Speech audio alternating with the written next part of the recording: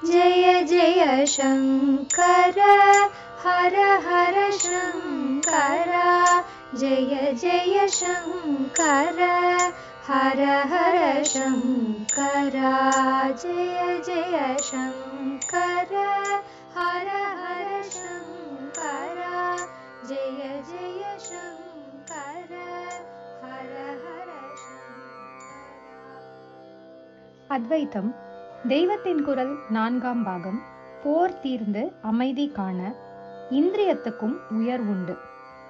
இந்த மூன்றை பற்றியும் இதில் ஒன்றை விட ஒன்று உயர்ந்தது என்று மேலே சொல்லிக் கொண்டே போகிறார். இந்திரியாணி பிராண்யாஹு இந்திரியேபியஹ பரம் மனஹ மனசஸ்து பராபுத்திர் யோபுத்தேவ் பரதஸ்து சஹ. கீதை 3ஆம் அத்தியாயம் 42ஆம் ஸ்லோகம். இந்திரியங்கள் உயர்வுடையவை என்று ஆரம்பிக்கிறார். பராணி என்றால் உயர்வு பொருந்தியவை. நம்மை அதல பாதாளத்துக்கு இழுத்துவிடும் இந்திரியங்களையா உயர்ந்தவை என்கிறார் என்றால், ஆமாம், அப்படித்தான் சொல்கிறார். தான் சொன்னது மட்டும் இல்லை, இப்படித்தான் பெரியவர்கள் சொல்கிறார்கள் என்று வேறு சொல்கிறார். ஆஹுஹு என்றால் சொல்கிறார்கள்.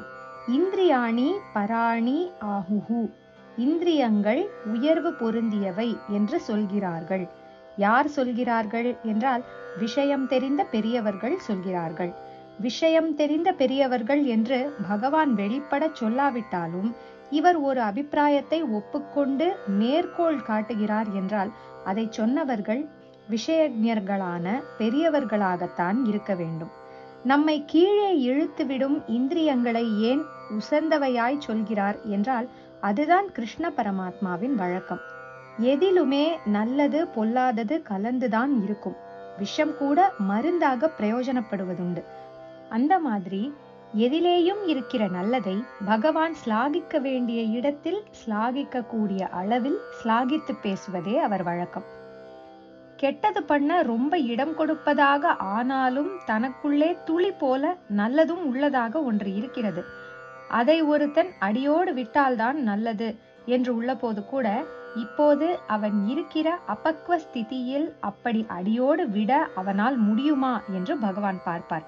அவர் ஆஹுஹு என்று குறிப்பிடுகிற பெரியவர்களான நமது தர்மசாஸ்திரக்காரர்களும் பார்ப்பார்கள்.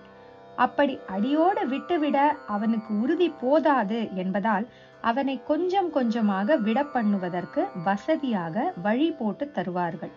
அதிலே உள்ள நல்லதை காட்டி இப்படி அதை கொண்டு பண்ண முடிந்த நல்லதுகளில் அவனை செலுத்துவார்கள்.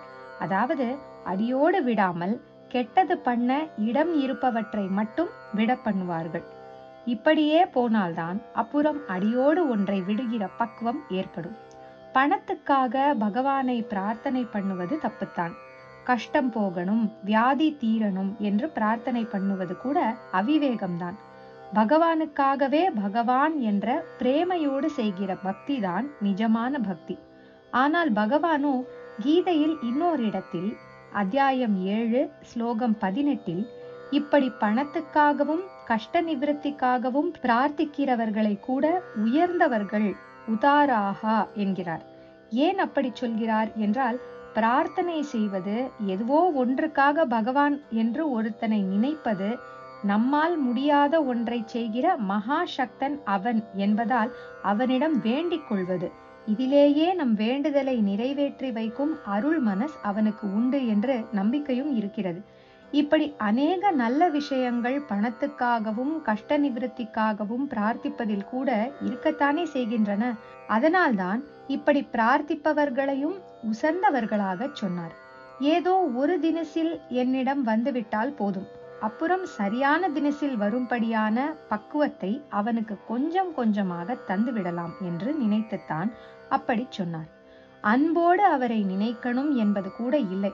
கம்சன் மாதிரி பயத்தோடு, சிசுபாலன் மாதிரி குரோதத்தோடு நினைத்தால் கூட சரி. அவர்களும் நினைத்தார்களோ இல்லையோ, அதனால் அவர்களுக்கும் உயர்கதி கொடுப்பது என்று எதிலும் நல்லதை பார்த்தவர் அவர். அநேக கெட்டதில் துளி நல்லது இருந்தாலும் நல்லதை என்கரேஜ் பண்ணிக்கொண்டே போய் அப்புறம் நல்லது கெட்டது இரண்டையும் விட்டுவிடும்படி பண்ணுவார்.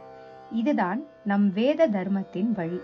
இங்கே நல்லது கெட்டது இரண்டையும் முடிவிலே தள்ளுவது பற்றி குறிப்பிட்டேன். நல்லதை ஏன் தள்ளணும் என்ற கேள்வி எழலாம். அதற்கு அப்புறம் வருகிறேன். அத்வைத்தம் என்பதன் தாத்பரியமே இப்படி இரண்டையும் தள்ளுவதில்தான் இருக்கிறது. பணத்தால் தான தர்மமும் பண்ணலாம் இல்லையோ? ஒருத்தனுக்கு வியாதி அல்லது வேறே கஷ்டம் தீர்ந்தால் தானே அவன் பகவானை நிச்சிந்தையாய் தியானிக்க முடியும், சமூகத்துக்கு தொண்டு பண்ண முடியும். ஆனபடியால் இதுகளையும் வேண்டுகிறவர்களுக்கு கொடுத்து அவர்களை உதாரர்கள் லிஸ்டில் சேர்த்து கொள்வார். முடிவிலே தானமோ தர்மமோ வியாதியோ கஷ்டமோ எதுவுமே ஒருத்தனுக்கு ஒரு பொருட்டாக இருக்கப்படாதுதான். இதெல்லாமே மாயா பிரபஞ்ச சமாச்சாரம் என்று அவன் தள்ள வேண்டியதுதான். ஆனால் ஆரம்ப தசையில் இதை ஒருத்தனுக்கு சொன்னால் சரிப்படாது. அவன் தானம் வேண்டாம் என்பதை தவறாக புரிந்து கொண்டு தயாதாட்சண்யம் இல்லாத குரூர சித்தனாக ஆவதற்கு விடக்கூடாது. வியாதி நமக்கில்லை என்ற வைராகியத்தை பெறாமலே அதை குணப்படுத்தி கொள்ளாமல் விட்டானானால் அப்புறம் அவன் 2 மடங்கு அழக்கூடும். கஷ்ட சுகத்தை சமமாக பார்க்க அபியசிப்பதற்கு முந்தியே கஷ்டம் வந்தால் வரட்டும், அதற்காக பிரார்த்திப்பதில்லை என்று வைத்துக் கொண்டானால் அப்புறம் அந்த கஷ்டத்தை இன்னும் பெருசாக வளர விட்டுவிட்டு அதிலிருந்து விடுபட்டு டிட்டாச்சாக நிற்க தெரியாமல் ரொம்பவும் அவஸ்தைப்பட நேரிடும். நம்முடைய சாஸ்திரங்களை கொடுத்த பெரியவர்களும் எல்லா சாஸ்திரங்களையும் கடைந்தெடுத்து கீதையாக கொடுத்திருக்கிற பகவானும் இப்படி பல காரணங்களை உத்தேசித்து, குறிப்பாக ஒரு சாதாரண மனுஷன் இருக்கப்பட்ட மனநிலையை கவனத்தில் கொண்டு அப்படிப்பட்டவர்களை கவருகிற விஷயங்களில் அங்கங்கே ஏதோ நல்லது இருந்தாலும் அந்த அளவுக்கு அதிலே அவன் பிரவர்த்திப்பதற்கு, அதாவது ஈடுபடுவதற்கு அனுமதித்து வழிபடுத்தி தருகிறார்கள். இம்மாதிரிதான் இந்திரியங்களை பராணி உசந்தவை என்று சொன்னது. எத்தனையோ அழகான தெய்வீகமான பரிசுத்த ஆனந்தமான அனுபவங்களையும் இந்திரிய துவாரா பெற முடிகிறதோ இல்லையோ? அம்பாள் சந்நிதியில் நெய் தீபம் போட்டால் அந்த வாசனையின் வழியாகவே இந்த மூக்கு சாநித்தியத்தையும் நமக்குள்ளே அனுப்புகிறதல்லவா? அவளுக்கு கண்குளிர அலங்காரம் செய்து தர்ஷனம் செய்யும் போதே இந்த நேத்திர இந்திரியம் மூலம் தெய்வீகத்தை பானம் பண்ணுகிறோம் அல்லவா? தியாகையர்வாள் கிருதி, தாயுமானவர் பாடல் யாராவது மனசுருகி சுஸ்வரமாக பாடி கேட்டால் அப்போது ஸ்ரோத்ரேந்திரியத்தின் வழியாக ஈஸ்வர சிந்தனை நமக்குள்ளே பாயவில்லையா? இப்படி இந்திரியங்கள் பொதுவாக கெட்டதிலேயே போவதாய் இருந்தாலும் முடிவிலே அவை தள்ள வேண்டியவையாய் இருந்தாலும் அப்படி தள்ள முடியாத ஆரம்ப காலத்தில் அவற்றாலும் செய்யக்கூடிய நல்லதுகளை செய்ய பழக வேண்டும்.